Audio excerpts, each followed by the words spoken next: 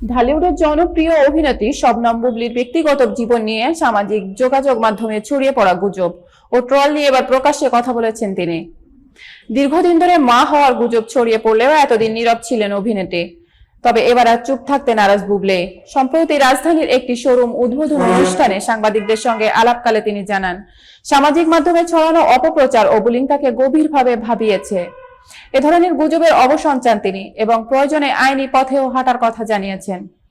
বুবলি বলেন, সামাজিক মাধ্যমে যেভাবে তাকে নিয়ে লাগাতার ট্রোল করা হচ্ছে তা আর স্বাভাবিক পর্যায়ে নেই। সহকর্মীদের অনেকেই আগেই তাকে আইনি পদক্ষেপ নেওয়ার পরামর্শ দিয়েছিলেন।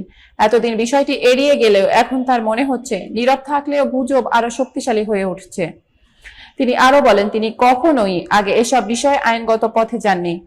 তবে এখন মনে হচ্ছে অপপ্রচার বন্ধ করতে আইনি উদ্যোগ নেওয়া জরুরি। না হলে এ ধরনের মিথ্যা তথ্য ও গুজব কখনোই থামবে না। নারীদের নিয়ে কটূক্তি প্রসঙ্গে অভিনেত্রী বলেন, ইদানিং নারীরাই নারীদের নিয়ে বেশি বিদ্বেষমূলক মন্তব্য করছেন, যা অত্যন্ত দুঃখজনক। তিনি অভিযোগ করেন, ধর্মীয় পোশাক পরেও অনেকে উদ্দেশ্যপ্রণোদিতভাবে মিথ্যা গুজব ছড়িয়ে ভিডিও বানাচ্ছেন, যা শুধু ব্যক্তিগত সম্মান নয়, ধর্মীয় মূল্যবোধকেও আঘাত করছে। এ কারণে তিনি সাইবার ক্রাইম বিভাগের দৃষ্টি আকর্ষণের প্রয়োজনীয়তার কথা জানান। উল্লেখ্য, যুক্তরাষ্ট্র সফর শেষে দেশে ফেরার পর শবনম বুবলিকে ঘিরে মা হওয়ার গুঞ্জন ছড়াতে শুরু করে।